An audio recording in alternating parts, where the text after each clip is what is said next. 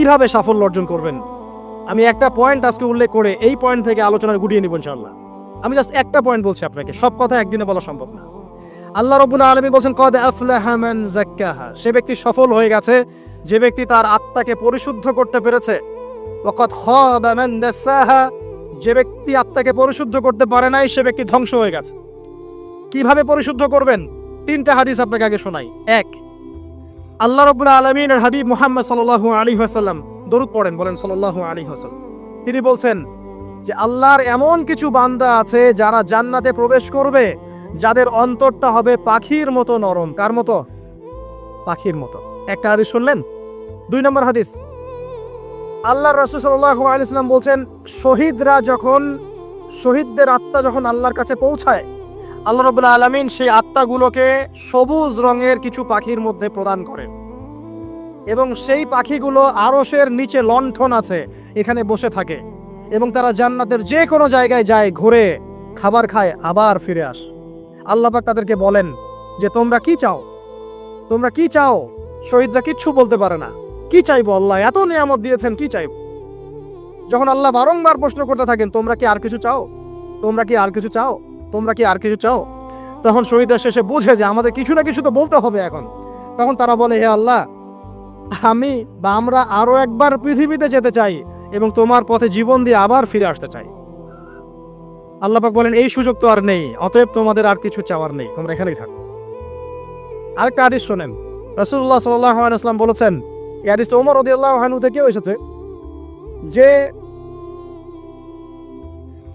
তোমরা যদি, হে মানব জাতি বা হে মুসলিমরা, তোমরা যদি আল্লাহর কুল করতে, ভরসা করার মতোই ভরসা করতে, আল্লাহ পাক তোমাদেরকে পাখিদেরকে যেমন করে রিজিক দেন তোমাদেরকে ঠিক সেইভাবে রিজিক দিতেন।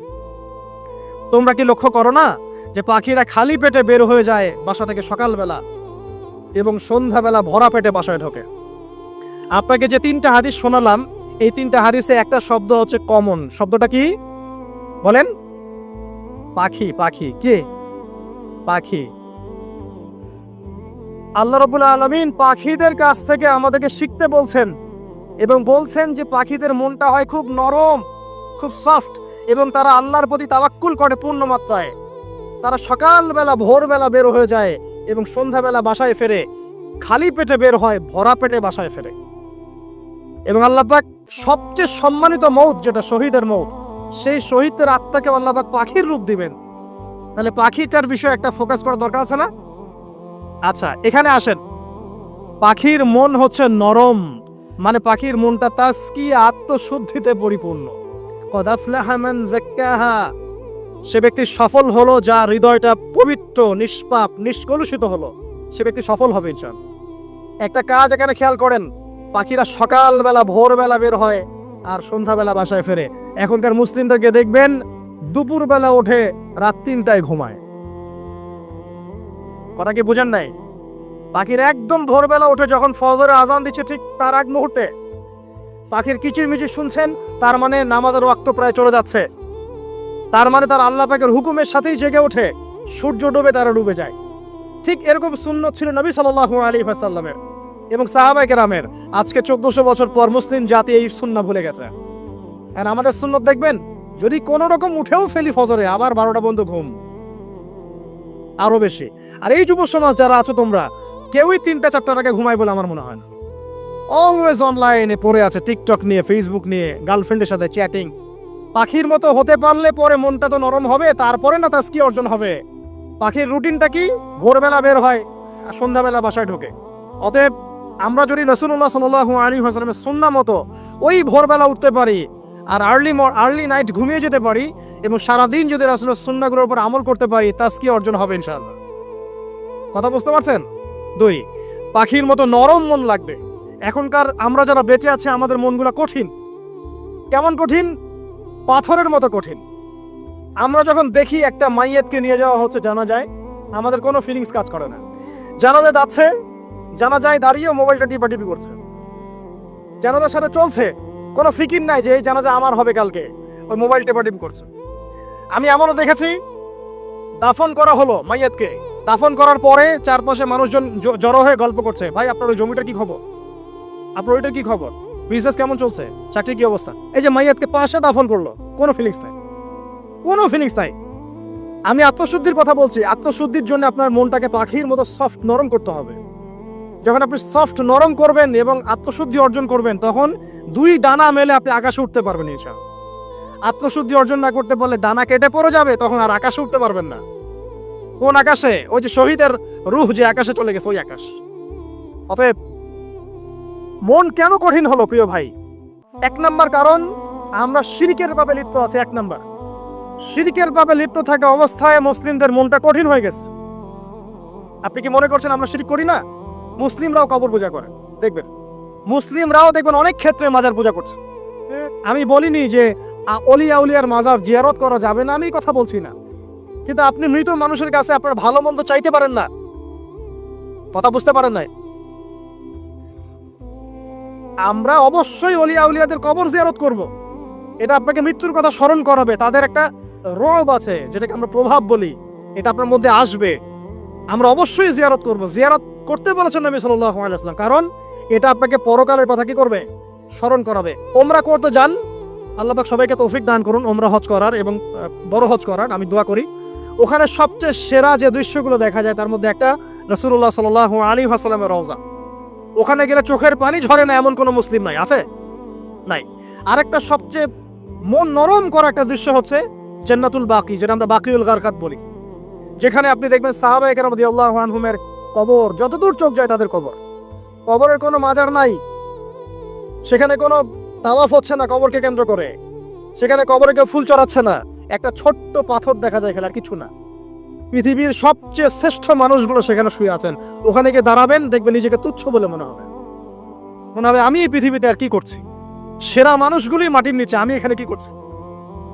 তো দেখুন প্রিয় ভাইরা, অবশ্যই অলিয়া উলিয়াদের কবর জিয়ারত করবে, কিন্তু মৃত ব্যক্তি আপনার কল্যাণ করতে পারবে? অকল্যাণ করতে পারবে? হ্যাঁ, তারা আল্লাহর কাছে সুপারিশ করতে পারবে আল্লাহ পাক যখন তাদেরকে অনুমতি দিবেন। তারপরে আল্লাহ পাক যখন অনুমতি দিবেন, তখন নবী সাল্লাল্লাহু আলাইহি ওয়াসাল্লাম সুপারিশ করবেন, অলিয়া উলিয়াগণ করবেন, আলেম ওলামা করবেন, শহীদগণ করবেন, হাফেজে কোরআন করবে, অনেকেই করবেন ইনশাআল্লাহ। আল্লাহ পাক আমাদের তাকদীরে এইসব সুপারিশ নসিব করুন বলি না আমি। মুসলিমরা আজকে শিরিক করছে অনেক ক্ষেত্রেই। দেখবেন হাতে একটা এই যে বালা পড়ে আছে, খুলে না। কেন খুলেন না ভাই? বলে যে এটা খুললে যদি রোগ হয়। রোগ দেওয়ার মালিক কে? ওই বালা না আল্লাহ? এই যে আপনার বিশ্বাস জন্মায় নিয়েছে, এই যে বিশ্বাসটা জন্মিয়েছে আপনার হাতের উপরে, এই বালার উপরে, এটাই শিরক, এটাই শিরক। যদি আপনি বিশ্বাস করেন যে এটা হাতে থাকলে আপনি সুস্থ থাকবেন, হাত থেকে খুলে পড়ে গেলে আপনি আর বাঁচবেন না, এই যে কল্যাণ অকল্যাণের মালিক আপনি কাকে করলেন? ওই বালাকে করেছেন, আল্লাহকে করেন নাই।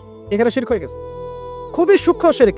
আপনি নামাজ পড়ছেন মনে করেন, এখন কিছু মানুষ আসলো, এখন দেখছেন যে হুজুরটা আমার নামাজ দেখছে, নামাজটা খুব সুন্দর করে পড়ার চেষ্টা করলেন, লম্বা নামাজ, সেজদা গিয়ে আর উঠছেন না, খুব সুন্দর নামাজ পড়ছেন। এই যে মানুষকে দেখানোর জন্য নামাজটা পড়ছেন, এটা শিরক। এটা কি? এটাও শিরক। এই যে গণক বসে আছে রাস্তার পাশে, দেখবেন টিয়া পাখি নিয়ে, তারপরে যে কাগজ নিয়ে, আসেন ভাই ভাগ্য পরীক্ষা করে দেই। আরে ভাই, তুমি যদি মানুষের ভাগ্যই পরীক্ষা করতে পারবা, তো তুমি রাস্তার পাশে কেন?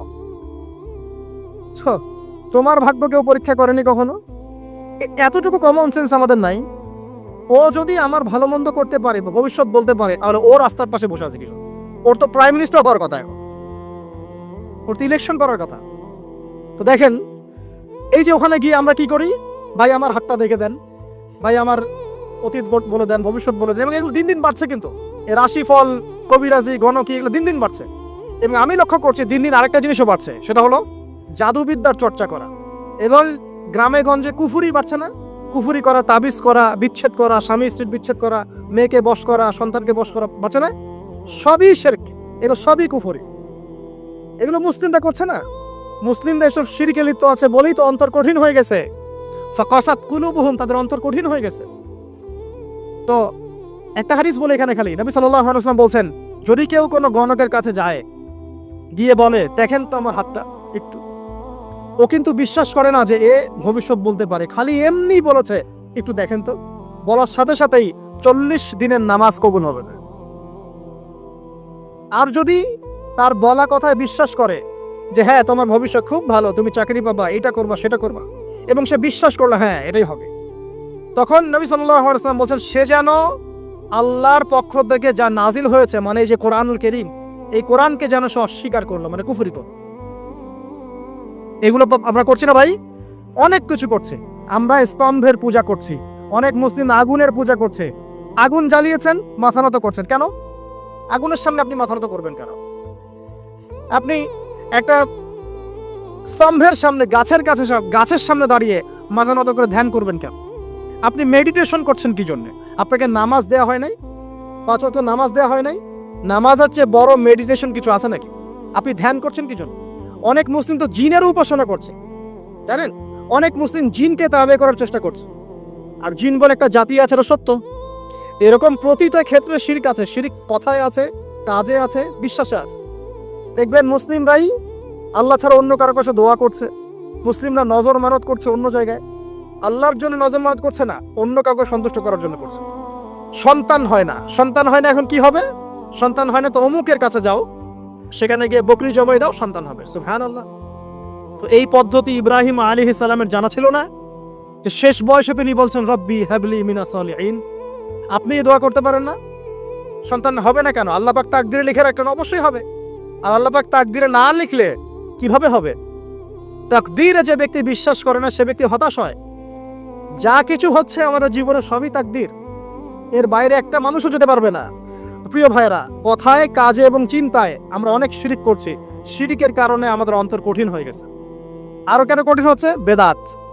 আমল করছেন নবীর সুন্নত মারার জায়গায় অন্য কিছু আপনি করছেন। এমন কিছু আমল করছেন যেগুলোর সাথে রাসূলের সুন্নতের কোনো সম্পর্ক নাই এবং সাহাবীদের সুন্নতেরও কোনো সম্পর্ক নেই। এই ক্ষেত্রে গিয়ে আপনি বেদাত করছেন, বেদাত করে অন্তর কঠিন হয়ে যাচ্ছে। অন্তর কঠিন হওয়ার একটা বড় কারণ হচ্ছে হারাম রিজিক। যখন আপনি হারাম রিজিকে যাচ্ছেন, সুদ, ঘুষ, আপনার দুর্নীতি, আপনার এই যে অন্যের সম্পদ আত্মসাৎ হয়ে যাচ্ছে। আমি কি বুঝাতে পারছি না? হারাম রিজিক যখন আপনার শরীরে ঢুকছে, অন্তরটা শক্ত হয়ে যাচ্ছে। একটা হাদিস যথেষ্ট। আল্লাহ রাসূল বলেছেন ইন্নাল্লাহা তাইয়্যিব লা ইউকবালু ইল্লা তাইয়্যিব। আল্লাহ পাক পবিত্র সত্তা, তিনি পবিত্র ছাড়া কবুল করেন না। আপনি 10টা হজ করে আসেন, চুরির টাকা দিয়ে, ডাকাতির টাকা দিয়ে, আত্মসাতের টাকা দিয়ে, দুর্নীতির টাকা দিয়ে, যদি কবুল হয় তাহলে কোরআন সুন্নাহ মিথ্যা হয়ে যাবে। নাউযুবিল্লাহ। কথা কি বুঝতে পারছেন না? আল্লাহ রাব্বুল আলামিন বলছেন আল্লাহ পাক পবিত্র ছাড়া কবুল করেন না। হারাম রিজিক দিয়ে ইবাদত কবুল হয় না। আমরা ওই যে রংপুর অঞ্চলে একবার ওই যে হারাগাছ একটা অঞ্চল আছে না, সেখানে গিয়েছিলাম। সেখানে মাশাআল্লাহ আবার বিড়ির অনেক ফ্যাক্টরি আছে। কিসের? বিড়ি তো হালাল নাকি? তামাক তো হালাল নাকি? তো সেখানে বিড়ি ফ্যাক্টরির অনেক মালিক আছে এবং তারা মসজিদ কমিটির অনেক দায়িত্বপ্রাপ্ত আর কি। মুসলিমদের গায়রত তো এখন নাই, মুসলিমরা এদেরকে আবার মসজিদ কমিটির সদস্যও বানিয়েছে। তো এখন মসজিদ কমিটিতে এসে তার প্রভাবে ইমাম সাহেব টিকতে পারে না। দুইজন বলে নামাজের পর হাত তুলে দোয়া করতে হবে, দুইজন বলে করা যাবে না। ঠিক আছে? এই নিয়ে ক্যাচাল। এই ক্যাচাল হতে হতে দেখা গেল এক পর্যায়ে মারামারি পর্যন্ত হয়েছে। মসজিদ ভাগ হয়েছে, মারামারিও হয়েছে। তো সেখানে আমাকে দাওয়াত করেছিল যে ওয়াজ করার জন্য। তো দোয়া করার কথা বলছে। তাই আমি বললাম দোয়া করে লাভ কি?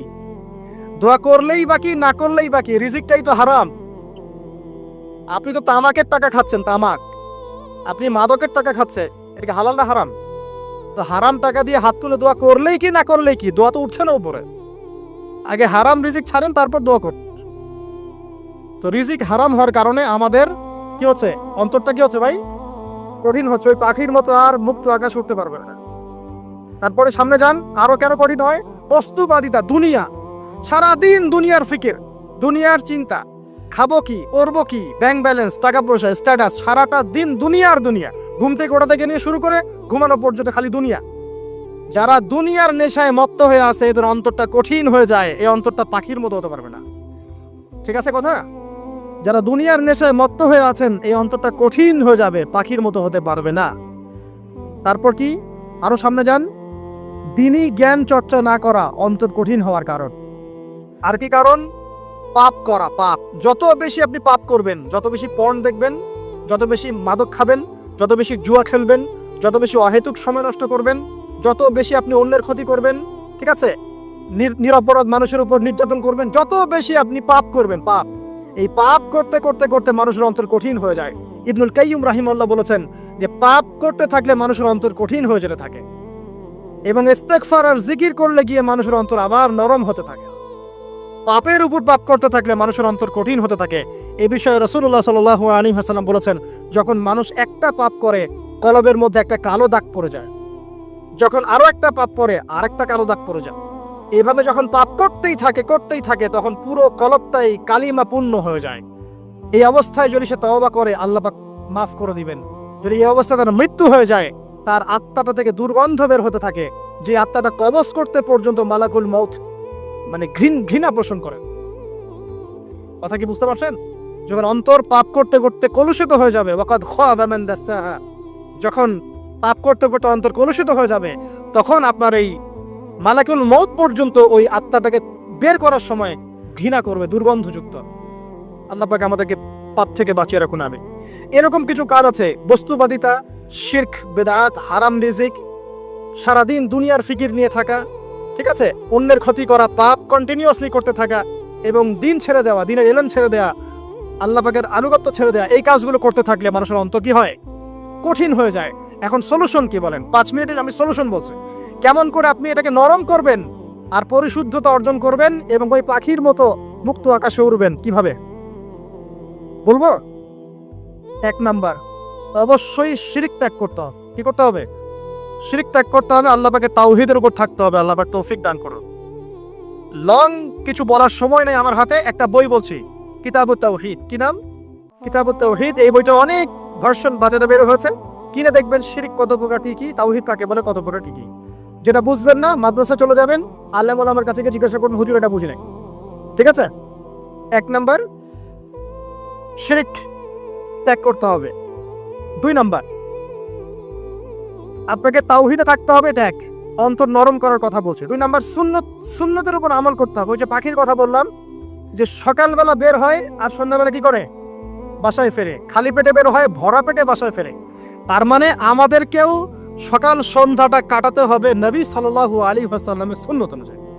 যখন তিনি ঘুমাতেন তখন ঘুমাবেন, যখন উঠতেন তখন উঠবে, বাকি কাজ যেমন করে করতেন তেমন করে করবে, তখন অন্তর ইনশাআল্লাহ নরম হয়ে যাবে। ঠিক আছে ভাই? 2। 3 নাম্বার, 5 ওয়াক্ত নামাজ জামাতে। নামাজ আপনাকে যে কোনো পাপ থেকে বাঁচাবে ইনশাআল্লাহ।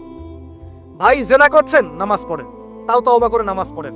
আপনি হারাম অ্যাফেয়ার্স আছেন, হতাশ হয়েন না, নামাজ পড়েন। গুনাহ ছাড়তে পারছেন না, নামাজ পড়েন। সুদ খাচ্ছেন, নামাজ পড়েন। আপনি পতিতালয়ে গিয়েছেন, নামাজ পড়েন। বেপরদা চলছেন, তাও নামাজ পড়েন। আপনি অন্যের হক নষ্ট করেছেন, তাও নামাজ পড়েন। যে পাপই করেছেন, নামাজটা পড়েন। নামাজ আপনাকে সমস্ত পাপ থেকে বাঁচিয়ে রাখবে ইনশাআল্লাহ। ইনশাআল্লাহ আস্তে আস্তে ইনশাআল্লাহ দেখবেন সব পাপ থেকে আপনি দূরে চলে আসছেন ইনশাআল্লাহ তাআলা। 3 নাম্বার নামাজ। 4 নাম্বার, বেশি থেকে বেশি, শোনেন, বেশি থেকে বেশি পরকালের ফিকির করবেন। খালি পরকালের চিন্তা করবেন যে আমাকে মৃত্যুবরণ করতে হবে, কবরে যেতে হবে, পুলসিরাত পার হতে হবে, আল্লাহর সামনে দাঁড়াতে হবে। যত বেশি আপনি আল্লাহর ফিকির করবেন, পরকালের ফিকির করবেন, আপনার মনটা নরম হয়ে যাবে ইনশাআল্লাহ, মনটা শক্ত হবে না। 5 নাম্বার, মানুষের সাথে খুব বেশি মেলামেশা করবেন। মানুষের সাথে খুব বেশি মেলামেশা করলে ইবনুল কাইয়িম রাহিমাহুল্লাহ বলেছেন অন্তর কঠিন হয়ে যায়। কারণ মানুষ আপনাকে গীবত করাবে, হ্যাঁ, মানুষ খারাপ কাজে নিয়ে যাবে, বেফাস কথাবার্তা বলবেন, হয়তো বেফাস কাজ করবেন, ফুজুল কি বাদ করবেন। এগুলো করতে গিয়ে আপনি দেখবেন অন্তর কঠিন হয়ে গেছে। এত বেশি মানুষের সাথে মেলামেশার দরকার নাই, প্রয়োজন যতটুকু অতটুকু করবেন। ঠিক আছে? আল্লাহ পাক তৌফিক দান করুন, আমিন। কটা বললাম? 5। 6, আমার সবচেয়ে প্রিয় নসিহত, প্রত্যেক দিন মিনিমাম 1 ঘন্টা করে কোরআন তেলাওয়াত করবেন বুঝে। আমি বলিনি না বুঝে করলে কোনো নেকি হবে না, প্রত্যেক হরফে 10 নেকি হবেই হবে, কিন্তু আপনি করবেন বুঝে ইনশাআল্লাহ। যখন বুঝে আপনি প্রত্যেক দিন 1 পারা করে বা 1 ঘন্টা করে কোরআন তেলাওয়াত করবেন, আপনার কলিজা, আপনার কলব নরম হতে বাধ্য এবং আপনার অন্তরে আল্লাহ নূর নেমে আসবে ইনশাআল্লাহ। দেখবেন আপনার কলব থেকে সমস্ত এই যে পঙ্কিলতা, কলুষতা ইনশাআল্লাহ চলে যাবে ইনশাআল্লাহ তাআলা। 2টো জিনিস অন্তরকে পবিত্র করে ফেলে, এক হচ্ছে কোরআন তেলাওয়াত, আর এক হচ্ছে বেশি থেকে বেশি আল্লাহর জিকির এবং ইস্তেগফার। তো কোরআন তেলাওয়াত বাড়িয়ে দেন। আল্লাহ পাক সবাইকে কোরআন তেলাওয়াত করার তৌফিক দান করুন, আমিন। যারা শেখেন নাই আজকে ওয়াদা করে এই কোরআন আপনারা বিশুদ্ধ করে পড়া শিখবেন, ওয়াদা করে। আগামী রমজান আসার আগেই 1 খতম দেওয়া চাই, পারবেন? এবং কোরআনের চর্চা বাড়িয়ে দিবেন, প্রত্যেক দিন কিছু করেন না করেন কোরআন তেলাওয়াত করতে হবে। ঠিক আছে? আল্লাহ পাক তৌফিক এনায়েত করুন, আমিন। আর বুঝে পড়ার চেষ্টা করবে। একটা সহজ তাফসীর বলে দিই, মারিফুল কোরআন বাসায় আছে না? মারিফুল কোরআন তাফসীর ইবনে কাসির বাসায় নাই? জালালাইন বাসায় নাই? বাসায় নাই, কিনেন।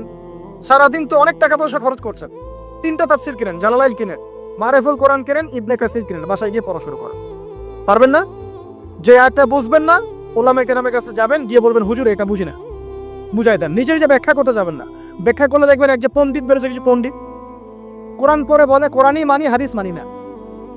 এরকম পণ্ডিত দেখেন নাই? কোরআনই মানি, হাদিস আর মানি না। কারণ আল্লাহ নাকি, নাউজুবিল্লাহ, কোরআনে নাকি আল্লাহ পাক হাদিস মানতে বলে নাই, ও নাকি পায় নাই। এই জন্য দেখলাম সুবহানাল্লাহ, নামাজ পড়তেছে, কোরআন থেকে নামাজ পড়তেছে, হাদিসের কোনো হেদায়েত নিবে না। মানে কিরকম, যে হাত আবার ঠিকই বাঁধতেছে, হাত বাঁধতেছে, রুকু করতেছে, সেজদা করতেছে, এগুলো আবার কোথায় পাইলো আল্লাহ ভালো জানে। হাত এভাবে বাঁধতেছে, এভাবে হাতটা বাঁধা কোরআনে কোথায় আছে আমি পাইলাম না কোথাও। ঠিক আছে, হাদিস ছাড়া কি এগুলো আসবে?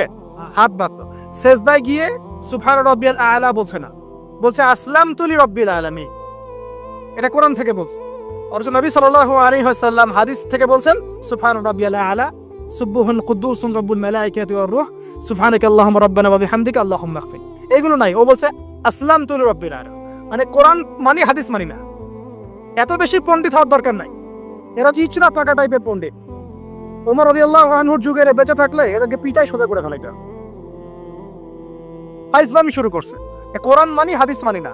আল্লাহ পাক কোরআনে বলছে ওয়া মা আতাকুমুর রাসূলু ফাখুযু, রাসূল যা দিয়েছেন তা গ্রহণ করো।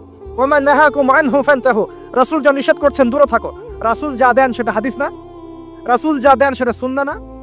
সুন্নাহ তো সে মানেই না, আলটিমেটলি সে কোরআনই মানে না। তো আসল কথা হচ্ছে এইসব ফিতনা থেকে বেঁচে থাকবেন, কোরআন তেলাওয়াত বাড়িয়ে দেন। কয়টা বলছি? 5টা, 6টা। 7 নাম্বার, বেশি থেকে বেশি ইস্তেগফার সারাদিন পড়বেন। আস্তাগফিরুল্লাহ ওয়া আতুবু ইলাইহি, আস্তাগফিরুল্লাহ ওয়া আতুবু ইলাইহি, আস্তাগফিরুল্লাহাল্লাযী লা ইলাহা ইল্লা হুয়াল হাইয়ুল কাইয়্যুম ওয়া আতুবু ইলাইহি। প্রত্যেকদিন পড়তে হবে 100 বার করে। কতবার করে? 100 বার।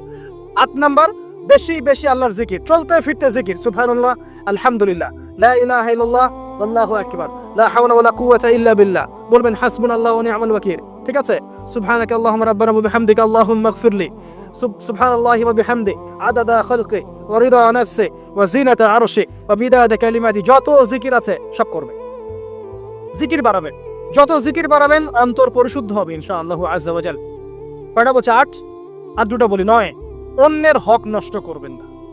অন্যের হক নষ্ট করলেই মন কঠিন হয়ে যাবে। অন্যের হক নষ্ট করবেন না, বরং মানবতার কল্যাণে কাজ করেন। যে কাজগুলো মানব সেবামূলক সেগুলো করেন। রক্তদান কর্মসূচি করেন, গাছ লাগান, এতিমের মাথায় হাত বোলান, বিধবার খোঁজ খবর নেন। ঠিক আছে? মেয়েদের সেলাই মেশিন কিনে দেন, মানুষের উপকারে কাজ করেন। দেখবেন আপনার মনটা নরম হয়ে যাবে। যার মন নরম এবং যার মনের মধ্যে সততা আছে, আল্লাহ পাক ইনশাআল্লাহ সেখানে অবশ্যই হেদায়েত ঢালবে ইনশাআল্লাহ। আর 10 নম্বর সবচেয়ে শেষ হচ্ছে যে কবর জিয়ারত করবেন বেশি বেশি করে, এবং নিজের মৌতের কথা স্মরণ করে আল্লাহর কাছে বেশি বেশি দোয়া করবেন। কি দোয়া করবেন? ইয়া মুকাল্লিবাল কুলুব সাব্বিত কলবি আলা দীনিক, ইয়া মুসাররিফাল কুলুব সাররিফ কুলুবানা আলা তাআতিক। এই দোয়াগুলো করবেন ইনশাআল্লাহ। এবং কবর জিয়ারত করবেন সপ্তাহে সপ্তাহে, পারলে 2 দিন 3 দিন পর পর কবরস্থানে যাবেন। ইনশাআল্লাহ দেখবেন আপনার মন নরম হবে ইনশাআল্লাহ আযজা ওয়া জাল। এখনকার সভ্যতা এসে কবরস্থানকে সমাজ থেকে দূরে সরিয়ে দিয়েছে। অথচ আগে মুসলিমদের কবরস্থান ছিল মসজিদের পাশে। 5 ওয়াক্ত নামাজ পড়তো, কবর জিয়ারত করে বাসায় যেত। 5 ওয়াক্ত নামাজ পড়তে আসতো, কবরকে দেখতো, পরকালে করা স্মরণ হতো। এখন কবরস্থান ওই যে দূরে, সারা জীবনে একবার যায় কিনা সন্দেহ আছে। এই 10টা কাজ যদি আপনারা করতে পারেন ইনশাআল্লাহ তাআলা, আমাদের কলবটা ইনশাআল্লাহ নরম হবে, আত্মশুদ্ধি অর্জিত হবে। আর এগুলোর পাশাপাশি অবশ্যই আল্লাহওয়ালা, আত্মশুদ্ধিওয়ালা মানুষের সোহবতে গিয়ে থাকবে। আল্লাহওয়ালা, আত্মশুদ্ধিওয়ালা মানুষের সোহবতে গিয়ে থাকলে তাদেরকে দেখেই দেখবেন মনটা নরম হয়ে যাবে ইনশাআল্লাহ। ইলমি পরিবেশে থাকেন, দিনী পরিবেশে থাকেন, আমর বিল মারুফ নাহি আনিল মুনকারে কাজ করেন। 3 দিন 7 দিন 40 দিন যতদিন পারেন আল্লাহর পথে সময় লাগান, সময় লাগান। আমি এটাকে আপনার আত্মশুদ্ধির জন্য বলছি, এটা একমাত্র পদ্ধতি আত্মশুদ্ধির, এটা বলছি না। এখানে গেলে আপনি ইনশাআল্লাহ আপনার ইসলাহ এবং সংশোধনের জন্য কাজ করতে পারবেন। আল্লাহ রাব্বুল আলামিন আমাদের সবার কলবগুলোকে পরিচ্ছন্ন করুন। আল্লাহ পাক আমাদের সবাইকে শিরকের পথ থেকে বাঁচিয়ে রাখুন, হৃদয় কঠিন হওয়া থেকে বাঁচিয়ে রাখুন। আল্লাহ পাক আমাদেরকে বেশি থেকে বেশি কোরআন তেলাওয়াত করার তৌফিক দান করুন, দ্বীনি জ্ঞান চর্চা করার তৌফিক দান করুন। আল্লাহ পাক আমাদের সবাইকে হারাম রিজিক, জেনা, সুদ, ঘুষ থেকে বাঁচিয়ে রাখুন। আল্লাহ পাক আমাদেরকে পরকালীন চেতনায় এই দুনিয়ার জীবন কাটানোর তৌফিক এনায়েত করুন, আমিন। আমার সাথে আবার তওবা করেন, সারা জীবন সুদ খাবো না ইনশাআল্লাহ। নবী সাল্লাল্লাহু আলাইহি ওয়াসাল্লাম 4 শ্রেণীর মানুষকে অভিশাপ করেছেন। 1 শ্রেণী যে সুদ খায়, 2 নাম্বার যে দেয়, 3 নাম্বার যে সাক্ষী থাকে, 4 নাম্বার যে লিখে রাখে। এখন আপনি বলেন এই পুরো মনিটরি সিস্টেমের মধ্যে এই 4 শ্রেণীর মানুষ আছে না? কোনো না কোনোভাবে আমরা এর সাথে সম্পৃক্ত নই কি? সম্পৃক্ত। অতএব আল্লাহর এই বাণীকে যদি ভয় করেন, কোন বাণী? আল্লাহ পাক বলছেন, ইয়া আইয়ুহাল্লাযীনা আমানু হে মুমিনগণ ইত্তাকুল্লাহ, তোমরা আল্লাহকে ভয় করো। ওয়া যারু মা বাকিয়া মিনার রিবা ইন কুনতুম মুমিনিন, তোমরা সুদের অবশিষ্ট অংশগুলো ছেড়ে দাও যদি প্রকৃতপক্ষে তোমরা মুমিন হয়ে থাকো। ওয়া ইল্লাম তাফআলু, তোমরা যদি সুদ না ছাড়ো, আল্লাহর হুঁশিয়ারি শোনেন, যদি তোমরা সুদ না ছাড়ো, ফাযানু বিহারবিন মিনাল্লাহি ওয়া রাসূলিহি, আর আল্লাহ এবং তার রাসূলের সাথে যুদ্ধের ঘোষণা শুনে রাখো। আল্লাহ এবং তার রাসূলের বিপক্ষে যুদ্ধ করে কেউ জান্নাতে যাবে? কেউ কবরের আযাব থেকে বাঁচতে পারবে? কেউ হাউজে কাউসারের পানি পাবে? আল্লাহ এবং তার রাসূলের সাথে যুদ্ধ করে কেউ টিকতে পারবে? আপনার কি তাই মনে হয়? যদি মনে হয় তাহলে দিব্যি সুদ খান, কোনো সমস্যা নাই। আর যদি মনে হয় যে আল্লাহ এবং তার রাসূলের সাথে যুদ্ধ করে আমি পার পাবো না, আল্লাহ এবং তার রাসূলের বিরুদ্ধাচরণ করে আমার কবর টিকবে না, কারণ আমি একটা কথা বারবার বলি আপনাদেরকে যে আল্লাহ ছাড়া আমাদের আপন বলতে কেউ আছে? একা এসেছেন পৃথিবীতে, একাই যেতে হবে। আপনার খ্যাতি, আপনার অর্থনৈতিক খ্যাতি, অর্থের প্রতিপত্তি, আপনার ক্ষমতার দাপট, আপনার ধর্মীয় দাপট, কোনো কিছুই, ফ্যান ফলোয়ার্স, কেউ আপনার সাথে কবরে যাবে না। মনে করেন আমি আসছি, আপনারা সবাই স্লোগান দিচ্ছেন, কথার কথা, আপনারা আমাকে ভালোবাসেন, বা একজন পলিটিশিয়ান আসছে, আপনারা সবাই স্লোগান দিচ্ছেন, ভালোবাসেন তাকে। দিন শেষে ওই পলিটিশিয়ান একাই কবরে যাবে, দিন শেষে আপনিও একাই কবরে যাবেন, আমিও একাই কবরে যাব। আলটিমেটলি কি হলো? দুনিয়া এবং আখেরাতে আল্লাহ ছাড়া প্রকৃত বন্ধু আমাদের কেউ নাই, প্রকৃত মওলা কেউ নাই। সেই আল্লাহ এবং তার রাসূলের বিরুদ্ধাচরণ করে কেউ তার সাথে যুদ্ধ করে কবরে পার পাবে, এমনটা ভাবা বোকামি নয় কি? আল্লাহ পাক আমাদেরকে বোঝার তৌফিক দান করুন। এটা সেই যুগ যে যুগে মানুষ আল্লাহর হারামগুলোকে হালাল করে নিচ্ছে। মাদকদ্রব্য হালাল না হারাম? এখন দেখবেন মেজরিটি সংখ্যক মানুষ মাদকদ্রব্যের সাথে সংশ্লিষ্ট হয়ে গেছে। স্পেশালি বর্ডার এলাকা যেগুলো আছে বাংলাদেশের, সেই বর্ডার এলাকাগুলোতে দিব্যি রমরম ব্যবসা চলছে, মাদকের দিব্যি ব্যবসা চলছে। এবং যারা মাদক খাচ্ছে এরা মুসলিম, তারা হয়তো এই হাদিস জানে না। আল্লাহ পাক ওদের কানের মধ্যে আমার এই হাদিস যেন পৌঁছে দেন। আমিন। নবী সাল্লাল্লাহু আলাইহি ওয়াসাল্লাম বলেছেন, আমি মেরাজের রাতে যখন গিয়েছি তখন এক শ্রেণীর মানুষকে দেখেছি, ওদেরকে শাস্তি দেয়া হচ্ছে। কি শাস্তি? জাহান্নামীদের রক্ত এবং পুঁজ ওদেরকে খেতে দেয়া হচ্ছে। জিবরাইল আলাইহিস ইসলামকে জিজ্ঞাসা করা হলো যে এরা কারা? তিনি বললেন, এরা আপনার উম্মতের সেই সব ব্যক্তি যারা মাদকদ্রব্য সেবন করত। আল্লাহ রাব্বুল আলামিন তার হাবিবের মাধ্যমে জানিয়েছেন, যখন কোনো মুসলিম মাদক সেবন করে বা কোনো ব্যক্তি মাদক সেবন করে, তখন 40 দিন তার নামাজ কবুল হয় না। এরপর যদি সে তওবা করে তাহলে আল্লাহ পাক তার তওবা কবুল করবেন ইনশাআল্লাহ। যদি সে আবারও মাদক খায়, তওবা করার পর আবার 40 দিন তার নামাজ কবুল হবে না। যদি সে আবার তওবা করে, আল্লাহ পাক আবার তাকে মাফ করে দিবেন। যদি সে আবারও মাদক খায়, আবার 40 দিন তার নামাজ কবুল হবে না। তারপর যদি আবার তওবা করে, আবার আল্লাহ তাকে মাফ করে দিবে। এরপরেও যদি সে আবার মাদকদ্রব্য সেবন করে, নবী সাল্লাল্লাহু আলাইহি ওয়াসাল্লাম বলছেন, তাকে আল্লাহ রাব্বুল আলামিন পরকালে মৃত্যুর পরে তিনাতুল খাবাল পান করাবেন। তিনাতুল খাবাল। জিজ্ঞাসা করা হল, ইয়া রাসূলুল্লাহ, তিনাতুল খাবাল কি জিনিস? নবী সাল্লাল্লাহু আলাইহি ওয়াসাল্লাম উত্তর দিচ্ছেন, এটা হচ্ছে জাহান্নামীদের রক্ত, মাংস, এগুলো পুড়ে পচে যে রসটা বের হবে, এটা হচ্ছে তিনাতুল খাবাল। একটা বিষয় শোনেন, কি কারণে আপনি সেখানে যাচ্ছেন? হতাশা, অথবা সঙ্গদোষ, অথবা পারিবারিক চাপ, অথবা যে গার্লফ্রেন্ড ছেড়ে চলে গেছে, এই তো বিষয়গুলো। কি কারণে মানুষ মাদকের কাছে যায়? কেন যায়? কারণটা কি? আমরা যখন ফিলোসফি পড়তাম তখন একটা তত্ত্ব পড়ানো হয়েছে আমাদেরকে। তত্ত্বটার নাম হচ্ছে কার্যকারণ তত্ত্ব। মানে প্রত্যেকটা কাজের পিছনে একটা কারণ থাকে, ঠিক আছে? এই যে মুসলিমরা নামাজ পড়ে কেন? আল্লাহর জন্য। মুসলিমরা যাকাত দিবে কেন? আল্লাহকে সন্তুষ্ট করার জন্য। মুসলিমরা প্রতিটা কাজ কেন করে? পরকালের স্বার্থে। পরকালের স্বার্থ নাই, আমি নাই। যে কাজে পরকালের স্বার্থ নাই সে কাজে মুসলিমরা নাই। তাই প্রতিটা কাজের পিছনে একটা কারণ থাকে। দেখবেন কেন সে সুদ খাচ্ছে? তার পরিবারের স্বার্থে। কেন সে ঘুষ নিল? তার ছেলে মেয়ের উন্নয়নের জন্য। কেন সে দুর্নীতি করছে? বিকজ সম্পত্তি অর্জন করে সে তার ভবিষ্যৎ প্রজন্মকে সিকিউর করতে চায়। কেন সে মাদক খেলো? ওই যে গার্লফ্রেন্ড ছেড়ে চলে গেছে তাই। কেন মাদক খেলো? ওই যে এক বন্ধু মাদক খায়, সে ডাকছে, আয় একটা টান দে, সঙ্গদোষ। কেন সে মাদক খেলো? পরিবারের চাপ, হতাশা। কেন মাদক খাচ্ছে? চাকরি পায় না, বেকার, মাদক খাচ্ছে। মানে মেন্টাল চাপগুলো নিতে পারছে না, সে মাদক খাচ্ছে। সবচেয়ে বেশি মানসিক চাপ কাদের উপর আসে জানেন? 1 নম্বর নবীগণের উপরে, 2 নম্বর আল্লাহর সৎ বান্দাদের উপরে, তারপর যার ইমান যত উঁচু তার উপর মানসিক চাপ তত বেশি আসে। এখন যদি মানসিক চাপের সলিউশন মাদকই হবে, তাহলে তো আমাদেরই মাদক খাওয়া দরকার ছিল, নাউজুবিল্লাহ। আর আমরা যে পরিমাণ মানসিক চাপ ফেস করি এটা চিন্তাই করতে পারবেন না।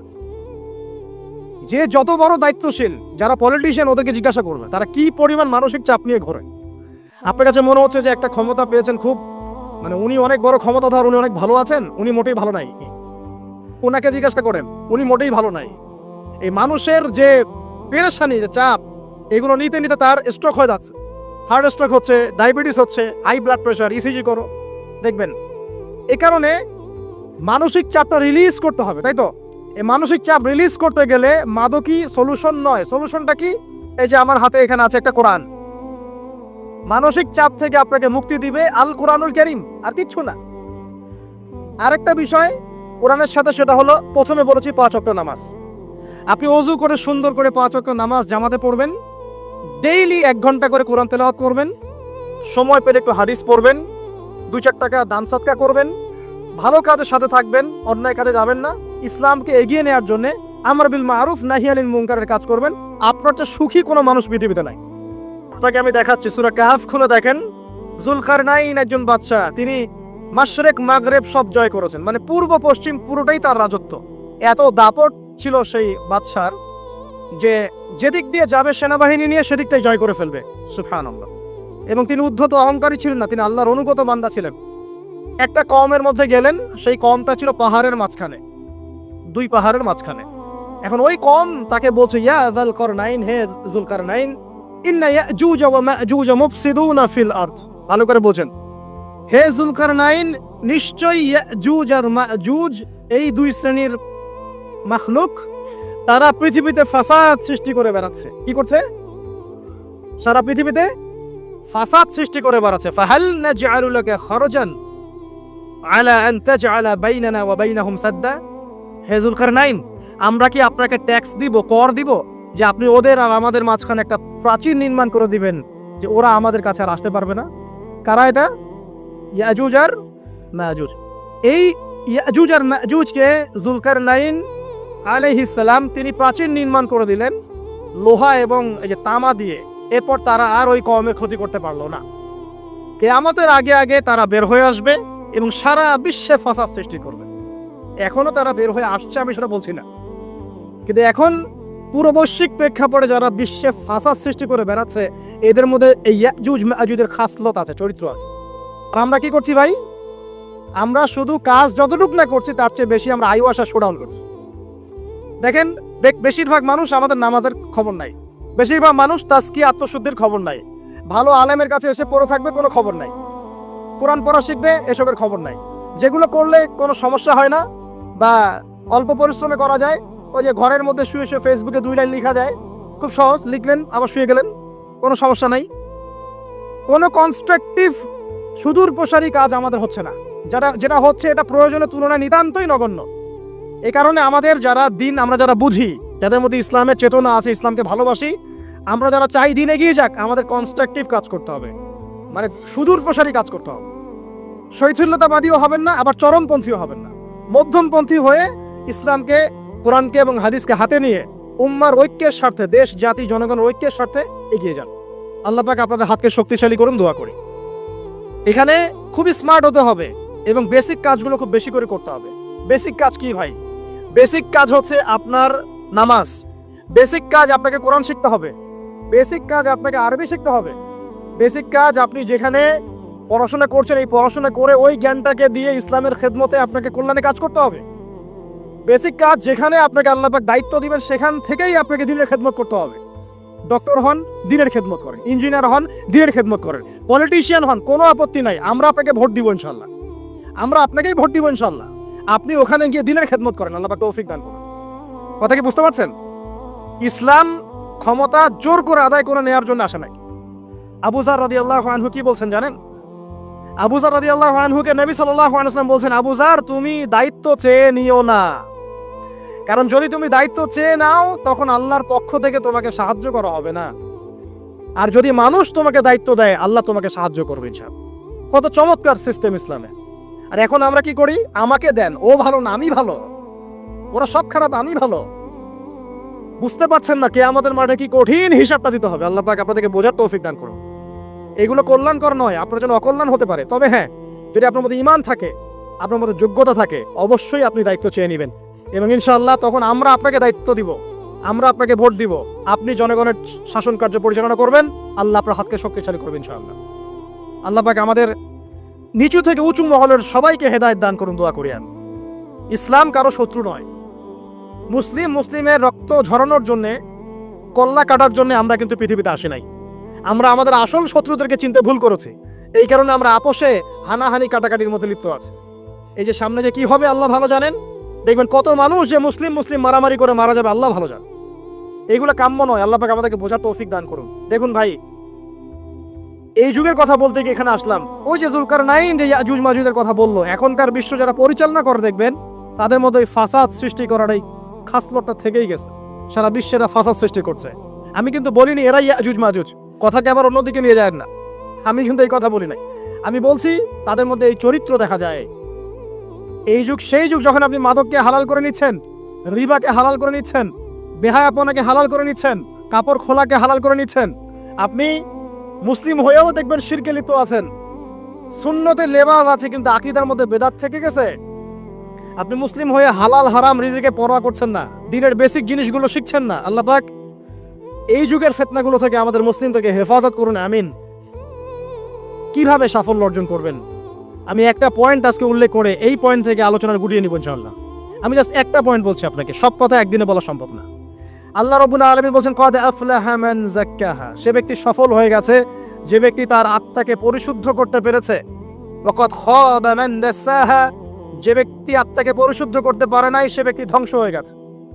কিভাবে পরিশুদ্ধ করবেন? তিনটা হাদিস আপনাকে আগে শোনাই। এক, আল্লাহ রাব্বুল আলামিনের হাবিব মুহাম্মদ সাল্লাল্লাহু আলাইহি ওয়াসাল্লাম দরুদ পড়েন, বলেন সাল্লাল্লাহু আলাইহি ওয়াসাল্লাম। তিনি বলছেন যে আল্লাহর এমন কিছু বান্দা আছে যারা জান্নাতে প্রবেশ করবে যাদের অন্তরটা হবে পাখির মতো নরম। কার মতো? পাখির মতো। একটা হাদিস শুনলেন। 2 নম্বর হাদিস, আল্লাহর রাসূল সাল্লাল্লাহু আলাইহি ওয়াসাল্লাম বলছেন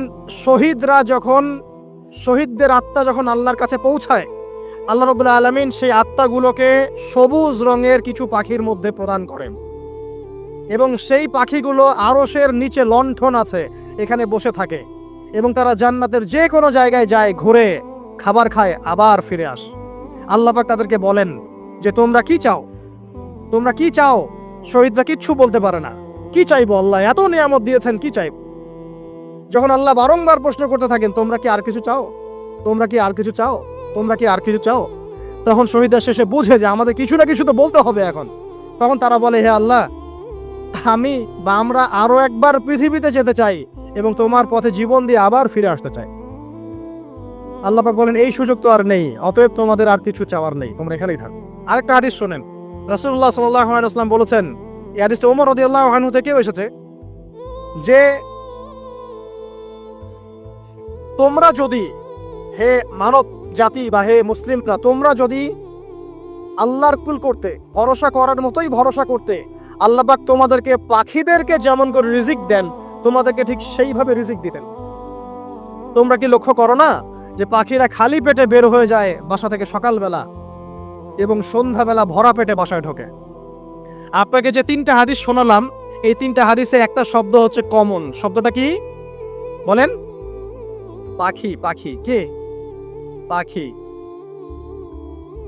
আল্লাহ রাব্বুল আলামিন পাখিদের কাছ থেকে আমাদেরকে শিখতে বলছেন এবং বলছেন যে পাখিদের মনটা হয় খুব নরম, খুব সফট এবং তারা আল্লাহর প্রতি তাওয়াক্কুল করে পূর্ণ মাত্রায়। তারা সকালবেলা ভোরবেলা বের হয়ে যায় এবং সন্ধ্যাবেলা বাসায় ফেরে, খালি পেটে বের হয়, ভরা পেটে বাসায় ফেরে। এবং আল্লাহ পাক সবচেয়ে সম্মানিত মৌত যেটা শহীদের মৌত, সেই শহীদের আত্মাকে আল্লাহ পাক পাখির রূপ দিবেন। তাহলে পাখিটার বিষয়ে একটা ফোকাস করার দরকার আছে না? আচ্ছা, এখানে আসেন। পাখির মন হচ্ছে নরম, মানে পাখির মনটা তাসকিয়া, আত্মশুদ্ধিতে পরিপূর্ণ।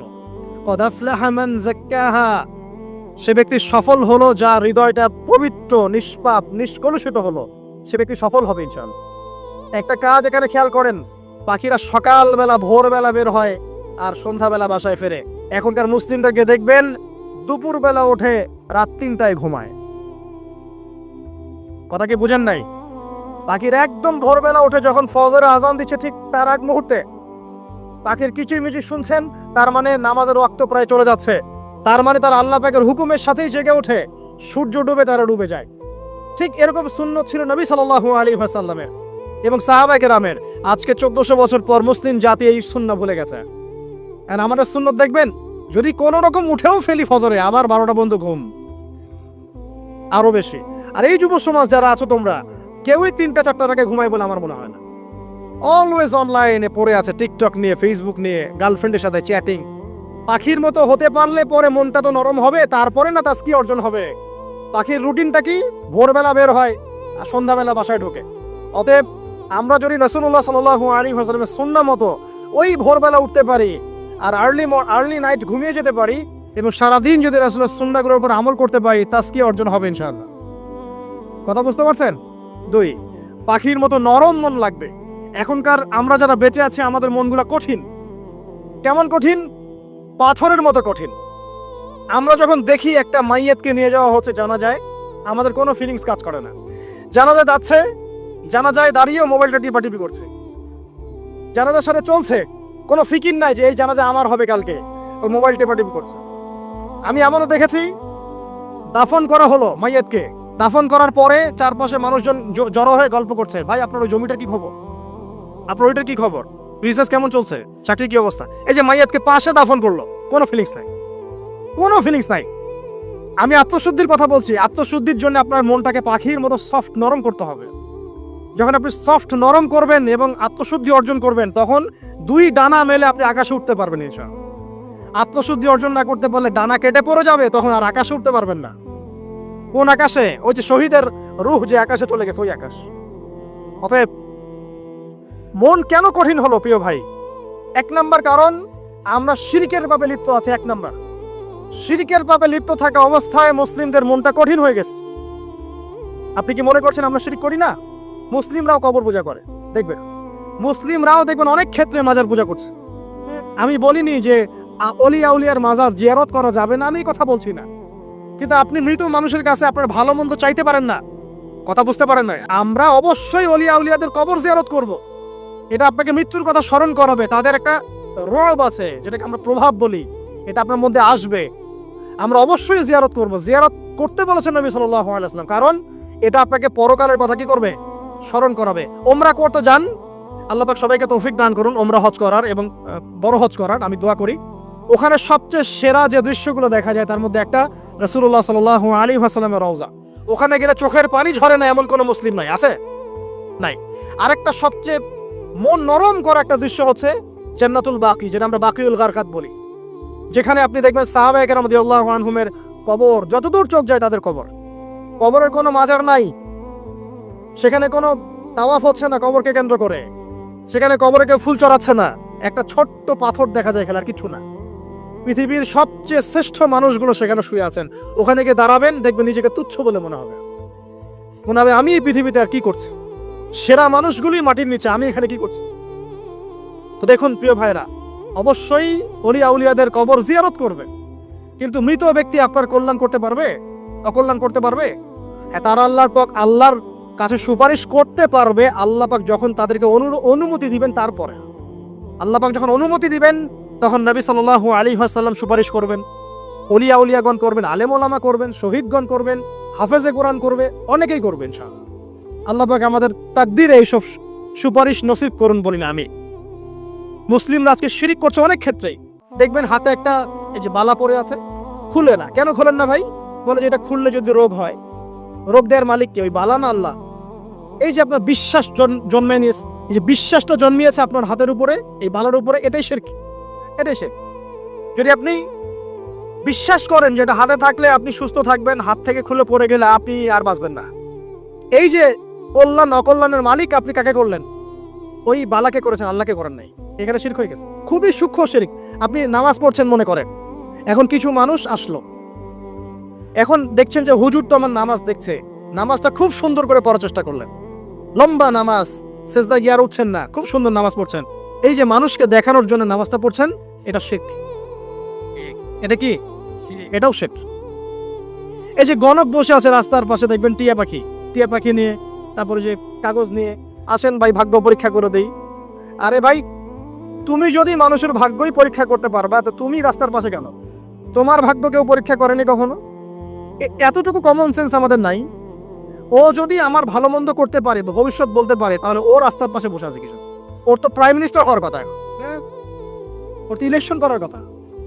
তো দেখেন, এই যে ওখানে গিয়ে আমরা কি করি, ভাই আমার হাতটা দেখে দেন, ভাই আমার অতীত বলে দেন, ভবিষ্যৎ বলে দেন, এবং এগুলো দিন দিন বাড়ছে। কিন্তু এর রাশিফল, কবিরাজি, গণকি, এগুলো দিন দিন বাড়ছে। এবং আমি লক্ষ্য করছি দিন দিন আরেকটা জিনিসও বাড়ছে, সেটা হলো জাদুবিদ্যার চর্চা করা। এবং গ্রামে গঞ্জে কুফুরি বাড়ছে না? কুফুরি করা, তাবিজ করা, বিচ্ছেদ করা, স্বামী স্ত্রীর বিচ্ছেদ করা, মেয়েকে বশ করা, সন্তানকে বশ করা বাড়ছে না? সবই শিরক, এগুলো সবই কুফুরি। এগুলো মুসলিমরা করছে না। মুসলিমরা এসব শিরকে লিপ্ত আছে বলেই তো অন্তর কঠিন হয়ে গেছে। ফাকাসাত কুলুবুহুম, তাদের অন্তর কঠিন হয়ে গেছে। তো একটা হাদিস বলে এখানে খালি, নবী সাল্লাল্লাহু আলাইহি ওয়াসাল্লাম বলছেন, যদি কেউ কোনো গণকের কাছে যায়, গিয়ে বলে দেখেন তো আমার হাতটা একটু, ও কিন্তু বিশ্বাস করে না যে এ ভবিষ্যৎ বলতে পারে, খালি এমনি বলেছে একটু দেখেন তো, বলার সাথে সাথেই 40 দিনের নামাজ কবুল হবে। আর যদি তার বলা কথায় বিশ্বাস করে যে হ্যাঁ তোমার ভবিষ্যৎ খুব ভালো, তুমি চাকরি পাবা, এটা করবা সেটা করবা, এবং সে বিশ্বাস করলো হ্যাঁ এটাই হবে, তখন নবী সাল্লাল্লাহু আলাইহি ওয়াসাল্লাম বলছেন সে যেন আল্লাহর পক্ষ থেকে যা নাজিল হয়েছে, মানে যে কোরআনুল কারীম, এই কোরআনকে যেন সে অস্বীকার করলো, মানে কুফরি করলো। এগুলো আমরা করছি না ভাই? অনেক কিছু করছি আমরা। স্তম্ভের পূজা করছি, অনেক মুসলিম আগুনের পূজা করছে। আগুন জ্বালিয়েছেন, মাথা নত করছেন কেন? আগুনের সামনে আপনি মাথা নত করবেন কেন? আপনি একটা স্তম্ভের সামনে, গাছের কাছে, গাছের সামনে দাঁড়িয়ে মাথা নত করে ধ্যান করবেন কেন? আপনি মেডিটেশন করছেন কি জন্য? আপনাকে নামাজ দেওয়া হয় নাই? 5 ওয়াক্ত নামাজ দেওয়া হয় নাই? নামাজ হচ্ছে বড় মেডিটেশন কিছু আছে নাকি? আপনি ধ্যান করছেন কি জন্য? অনেক মুসলিম তো জিনের উপাসনা করছে, জানেন? অনেক মুসলিম জিনকে তাবে করার চেষ্টা করছে। আর জিন বলে একটা জাতি আছে, এটা সত্য। এরকম প্রতিটা ক্ষেত্রে শিরক আছে। শিরক কথায় আছে, কাজে আছে, বিশ্বাসে আছে। দেখবেন মুসলিমরাই আল্লাহ ছাড়া অন্য কারো কাছে দোয়া করছে, মুসলিমরা নজর মানত করছে অন্য জায়গায়, আল্লাহর জন্য নজর মানত করছে না, অন্য কাউকে সন্তুষ্ট করার জন্য করছে। সন্তান হয় না, সন্তান হয় না, এখন কি হবে? সন্তান হয় না তো অমুকের কাছে যাও, সেখানে গিয়ে বকরি জবাই দাও, সন্তান হবে। সুবহানাল্লাহ। তো এই পদ্ধতি ইব্রাহিম আলাইহিস সালামের জানা ছিল না? শেষ বয়সে তিনি বলছেন রব্বি হাবলি মিনাস সালিহিন। আপনি দোয়া করতে পারেন না? সন্তান হবে না কেন? আল্লাহ পাক তাকদিরে লিখে রাখলেন, অবশ্যই হবে। আর আল্লাহ পাক তাকদিরে না লিখলে কিভাবে হবে? তাকদিরে যে ব্যক্তি বিশ্বাস করে না, সে ব্যক্তি হতাশ হয়। যা কিছু হচ্ছে আমাদের জীবনে সবই তাকদির, এর বাইরে একটা মানুষও যেতে পারবে না। প্রিয় ভাইরা, কথায়, কাজে এবং চিন্তায় আমরা অনেক শিরিক করছি। শিরিকের কারণে আমাদের অন্তর কঠিন হয়ে গেছে। আরো কেন কঠিন হচ্ছে? বেদাত। আমল করছেন নবীর সুন্নত মারার জায়গায় অন্য কিছু আপনি করছেন। এমন এমন কিছু আমল করছেন যেগুলোর সাথে রাসূলের সুন্নতের কোনো সম্পর্ক নাই এবং সাহাবীদের সুন্নতেরও কোনো সম্পর্ক নেই। এই ক্ষেত্রে গিয়ে আপনি বেদাত করছেন, বেদাত করে অন্তর কঠিন হয়ে যাচ্ছে। অন্তর কঠিন হওয়ার একটা বড় কারণ হচ্ছে হারাম রিজিক। যখন আপনি হারাম রিজিকে যাচ্ছেন, সুদ, ঘুষ, আপনার দুর্নীতি, আপনার এই যে অন্যের সম্পদ আত্মসাৎ হয়ে যাচ্ছে। আমি কি বুঝাতে পারছি না? হারাম রিজিক যখন আপনার শরীরে ঢুকছে, অন্তরটা শক্ত হয়ে যাচ্ছে। একটা হাদিস যথেষ্ট। আল্লাহ রাসূল বলেছেন ইন্নাল্লাহা তাইয়্যিব লা ইকবালু ইল্লা তাইয়্যিব। আল্লাহ পাক পবিত্র সত্তা, তিনি পবিত্র ছাড়া কবুল করেন না। আপনি 10টা হজ করে আসেন, চুরির টাকা দিয়ে, ডাকাতির টাকা দিয়ে, আত্মসাতের টাকা দিয়ে, দুর্নীতির টাকা দিয়ে, যদি কবুল হয় তাহলে কোরআন সুন্নাহ মিথ্যা হয়ে যাবে। নাউযুবিল্লাহ। কথা কি বুঝতে পারছেন না? আল্লাহ রাব্বুল আলামিন বলছেন আল্লাহ পাক পবিত্র ছাড়া কবুল করেন না। হারাম রিজিক দিয়ে ইবাদত কবুল হয় না। আমরা ওই যে রংপুর অঞ্চলে একবার ওই যে হারাগাছ একটা অঞ্চল আছে না, সেখানে গিয়েছিলাম। সেখানে মাশাআল্লাহ আমার বিড়ির অনেক ফ্যাক্টরি আছে। কিসের? বিড়ি তো হালাল নাকি? তামাক তো হালাল নাকি? তো সেখানে বিড়ি ফ্যাক্টরির অনেক মালিক আছে এবং তারা মসজিদ কমিটির অনেক দায়িত্বপ্রাপ্ত আছে। মুসলিমদের গায়রত্ব এখন নাই, মুসলিমরা এদেরকে আবার মসজিদ কমিটির সদস্যও বানিয়েছে। তো এখন মসজিদ কমিটিতে এসে তার প্রভাবে ইমাম সাহেব টিকতে পারে না। দুইজন বলে নামাজের পর হাত তুলে দোয়া করতে হবে, দুইজন বলে করা যাবে না। ঠিক আছে? এই নিয়ে ক্যাচাল। এই ক্যাচাল হতে হতে দেখা গেল এক পর্যায়ে মারামারি পর্যন্ত হয়েছে। মসজিদ ভাগ হয়েছে, মারামারিও হয়েছে। তো সেখানে আমাকে দাওয়াত করেছিল যে ওয়াজ করার জন্য, দোয়া করার কথা বলছে। তাই আমি বললাম যে দোয়া করে লাভ কি? দোয়া করলেই বাকি, না করলেই বাকি, রিজিকটাই তো হারাম। আপনি তো তামাকের টাকা খাচ্ছেন, তামাক। আপনি মাদকের টাকা খাচ্ছেন, এটা কি হালাল না হারাম? তো হারাম টাকা দিয়ে হাত তুলে দোয়া করলেই কি না করলেই কি, দোয়া তো উঠছে না উপরে। আগে হারাম রিজিক ছাড়েন, তারপর দোয়া করুন। তো রিজিক হারাম হওয়ার কারণে আমাদের কি হচ্ছে, অন্তরটা কি হচ্ছে ভাই, কঠিন হচ্ছে। ওই পাখির মতো আর মুক্ত আকাশ উঠতে পারবে না। তারপরে সামনে যান, আরো কেন কঠিন হয়, বস্তুবাদিতা, দুনিয়া, সারাদিন দুনিয়ার ফিকির, দুনিয়ার চিন্তা, খাবো কি, করবো কি, ব্যাংক ব্যালেন্স, টাকা পয়সা, স্ট্যাটাস, সারাটা দিন দুনিয়ার দুনিয়া। ঘুম থেকে ওটা থেকে নিয়ে শুরু করে ঘুমানো পর্যন্ত খালি দুনিয়া। যারা দুনিয়ার নেশায় মত্ত হয়ে আছে, এদের অন্তরটা কঠিন হয়ে যায়। এই অন্তরটা পাখির মতো হতে পারবে না। ঠিক আছে কথা? যারা দুনিয়ার নেশায় মত্ত হয়ে আছেন, এই অন্তরটা কঠিন হয়ে যাবে, পাখির মতো হতে পারবে না। তারপর কি, আরো সামনে যান, দিনই জ্ঞান চর্চা না করা অন্তর কঠিন হওয়ার কারণ। আর কি কারণ, পাপ করা, পাপ। যত বেশি আপনি পাপ করবেন, যত বেশি পর্ন দেখবেন, যত বেশি মাদক খাবেন, যত বেশি জুয়া খেলবেন, যত বেশি অহেতুক সময় নষ্ট করবেন, যত বেশি আপনি অন্যের ক্ষতি করবেন, ঠিক আছে, নিরপরাধ মানুষের উপর নির্যাতন করবেন, যত বেশি আপনি পাপ করবেন, পাপ, এই পাপ করতে করতে করতে মানুষের অন্তর কঠিন হয়ে যায়। ইবনুল কাইয়্যিম রাহিমাহুল্লাহ বলেছেন যে পাপ করতে থাকলে মানুষের অন্তর কঠিন হয়ে যেতে থাকে, এবং ইস্তেগফার আর জিকির করলে গিয়ে মানুষের অন্তর আবার নরম হতে থাকে। পাপের উপর পাপ করতে থাকলে মানুষের অন্তর কঠিন হতে থাকে। এ বিষয়ে রাসূলুল্লাহ সাল্লাল্লাহু আলাইহি ওয়াসাল্লাম বলেছেন, যখন মানুষ একটা পাপ করে কলবের মধ্যে একটা কালো দাগ পড়ে যায়, যখন আরো একটা পাপ করে আরেকটা কালো দাগ পড়ে যায়। এভাবে যখন পাপ করতেই থাকে তখন পুরো কলবটাই কালিমা পূর্ণ হয়ে যায়। এই অবস্থায় যদি সে তওবা করে, আল্লাহ পাক মাফ করে দিবেন। যদি এই অবস্থায় তার মৃত্যু হয়ে যায়, তার আত্মাটা থেকে দুর্গন্ধ বের হতে থাকে, যে আত্মাটা কবজ করতে পর্যন্ত মালাকুল মউত মানে ঘৃণা পোষণ করেন। কথা কি বুঝতে পারছেন? যখন অন্তর পাপ করতে করতে কলুষিত হয়ে যাবে, ওয়াকাদ খাবা মান দাসাহা, যখন পাপ করতে করতে অন্তর কলুষিত হয়ে যাবে, তখন আপনার এই মালাকুল মউত পর্যন্ত ওই আত্মাটাকে বের করার সময় ঘৃণা করবে, দুর্গন্ধযুক্ত। আল্লাহ পাক আমাদেরকে পাপ থেকে বাঁচিয়ে রাখুন। আমি এরকম কিছু কাজ আছে, বস্তুবাদিতা, শিরক, বেদাত, হারাম রিজিক, সারাদিন দুনিয়ার ফিকির নিয়ে থাকা, ঠিক আছে, অন্যের ক্ষতি করা, পাপ কন্টিনিউয়াসলি করতে থাকা, এবং দিন ছেড়ে দেওয়া, দিনের এলম ছেড়ে দেওয়া, আল্লাহ পাকের আনুগত্য ছেড়ে দেওয়া, এই কাজগুলো করতে থাকলে মানুষের অন্তর কি হয়, কঠিন হয়ে যায়। এখন সলিউশন কি বলেন? 5 মিনিটে আমি সলিউশন বলছি, কেমন করে আপনি এটাকে নরম করবেন আর পরিশুদ্ধতা অর্জন করবেন এবং ওই পাখির মতো মুক্ত আকাশে উড়বেন। কিভাবে বলবো? 1 নাম্বার, অবশ্যই শিরক ত্যাগ করতে হবে। কি করতে হবে? শিরক ত্যাগ করতে হবে। আল্লাহ পাকের তাওহীদের উপর থাকতে হবে। আল্লাহ পাক তৌফিক দান করুন। লং কিছু বলার সময় নেই আমার হাতে, একটা বই বলছি, কিতাবুত তাওহীদ। কি নাম? কিতাবুত তাওহীদ। এই বইটা অনেক ভার্সন বাজারে বের হয়েছে, কিনে দেখবেন শিরক কত প্রকার, কি কি, তাওহীদ কাকে বলে, কত প্রকার, কি কি। যেটা বুঝবেন না, মাদ্রাসা চলে যাবেন, আলেম ওলামার কাছে গিয়ে জিজ্ঞাসা করুন, হুজুর এটা বুঝি নাই। ঠিক আছে? 1 নাম্বার, শিরক ত্যাগ করতে হবে। 2 নাম্বার, আপনাকে তাওহীদে থাকতে হবে। দেখ, অন্তর নরম করার কথা বলছি। 2 নাম্বার, সুন্নতের উপর আমল করতে হবে। ওই যে পাখির কথা বললাম, যে সকালবেলা বের হয় আর সন্ধ্যাবেলা কি করে, বাসায় ফেরে, খালি পেটে বের হয়, ভরা পেটে বাসায় ফেরে। তার মানে আমাদেরকেও সকাল সন্ধ্যাটা কাটাতে হবে নবী সাল্লাল্লাহু আলাইহি ওয়াসাল্লামের সুন্নত অনুযায়ী। যখন তিনি ঘুমাতেন তখন ঘুমাবেন, যখন উঠতেন তখন উঠবে, বাকি কাজ যেমন করে করতেন তেমন করে করবে, তখন অন্তর ইনশাআল্লাহ নরম হয়ে যাবে। ঠিক আছে ভাই? 2। 3 নাম্বার, 5 ওয়াক্ত নামাজ জামাতে। নামাজ আপনাকে যে কোনো পাপ থেকে বাঁচাবে ইনশাআল্লাহ। ভাই জেনা করছেন, নামাজ পড়েন, তাও তওবা করে নামাজ পড়েন। আপনি হারাম অ্যাফেয়ার্সে আছেন, হতাশ হয়েন না, নামাজ পড়েন। গুনাহ ছাড়তে পারছেন না, নামাজ পড়েন। সুদ খাচ্ছেন, নামাজ পড়েন। আপনি পতিতালয়ে গিয়েছেন, নামাজ পড়েন।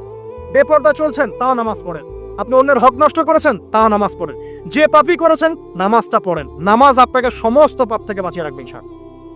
ইনশাআল্লাহ আস্তে আস্তে ইনশাআল্লাহ দেখবেন সব পাপ থেকে আপনি দূরে চলে আসছেন ইনশাআল্লাহ তাআলা।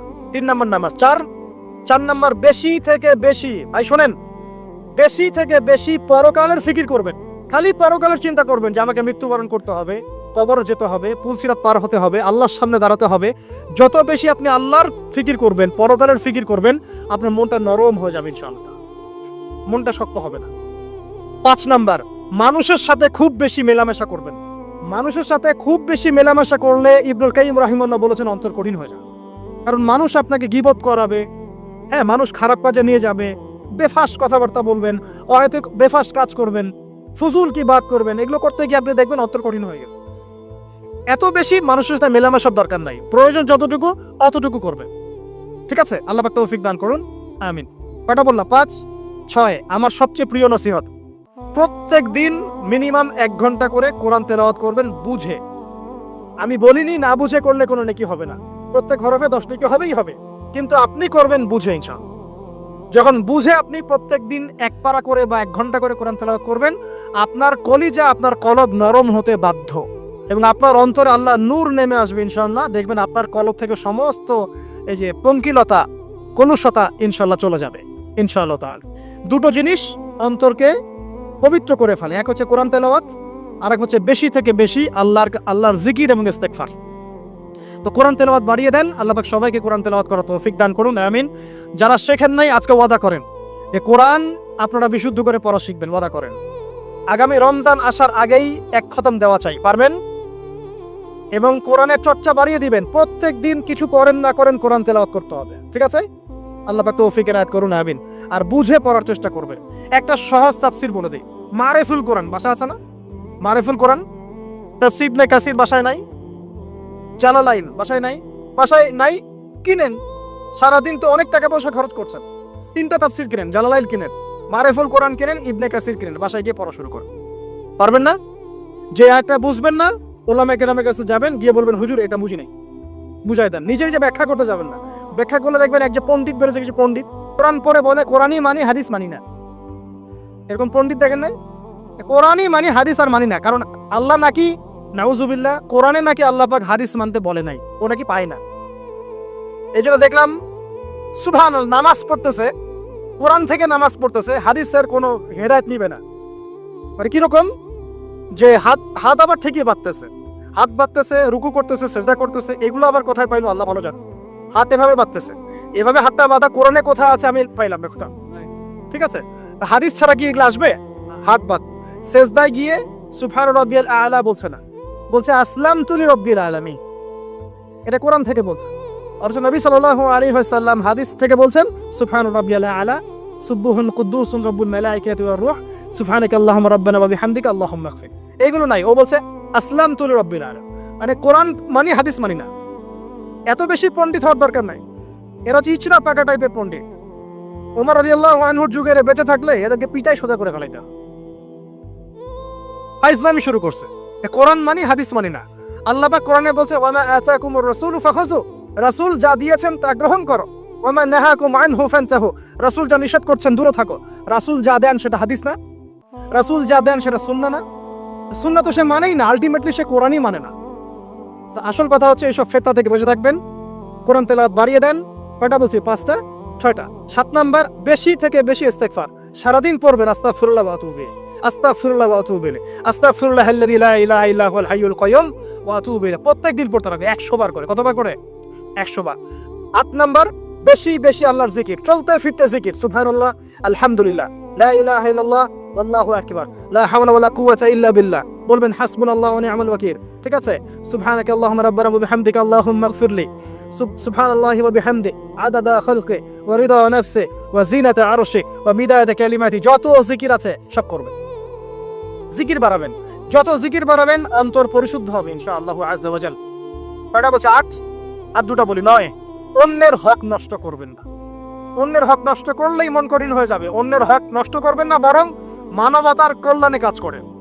যে কাজগুলো মানব সেবামূলক সেগুলো করেন। রক্তদান কর্মসূচি করেন, গাছ লাগান, এতিমের মাথায় হাত বোলান, বিধবার খোঁজ খবর নেন, ঠিক আছে? মেয়েদের সেলাই মেশিন কিনে দেন, মানুষের উপকারে কাজ করেন। দেখবেন আপনার মনটা নরম হয়ে যাবে। যার মন নরম এবং যার মনের মধ্যে সততা আছে, আল্লাহ পাক ইনশাআল্লাহ সেখানে অবশ্যই হেদায়েত ঢালবে ইনশাআল্লাহ।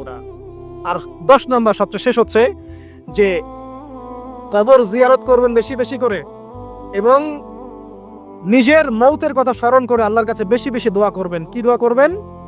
ইয়া মুকাল্লিবাল কুলুব সাব্বিত কলবি আলা দীনিক, ইয়া মুসাররিফাল কুলুব সাররিফ কুলুবানা আলা তাআতিক। এই দোয়াগুলো করবেন ইনশাআল্লাহ। এবং কবর জিয়ারত করবেন সপ্তাহে সপ্তাহে, পারলে 2 দিন 3 দিন পর পর কবরস্থানে যাবেন। ইনশাআল্লাহ দেখবেন আপনার মন নরম হবে ইনশাআল্লাহ আযজা ওয়া জাল। এখনকার সভ্যতা এসে কবরস্থানকে সমাজ থেকে দূরে সরিয়ে দিয়েছে। অথচ আগে মুসলিমদের কবরস্থান ছিল মসজিদের পাশে, 5 ওয়াক্ত নামাজ পড়তো, কবর জিয়ারত করে বাসায় যেত। 5 ওয়াক্ত নামাজ পড়তে আসতো, কবরকে দেখতো, পরকালে কথা স্মরণ হতো। এখন কবরস্থান ওই যে দূরে, সারা জীবনে একবার যায় কিনা সন্দেহ আছে। এই 10টা কাজ যদি আপনারা করতে পারেন ইনশাআল্লাহ তাআলা, আমাদের কলবটা ইনশাআল্লাহ নরম হবে, আত্মশুদ্ধি অর্জিত হবে। আর এগুলোর পাশাপাশি অবশ্যই আল্লাহওয়ালা, আত্মশুদ্ধিওয়ালা মানুষের সোহবতে গিয়ে থাকবেন।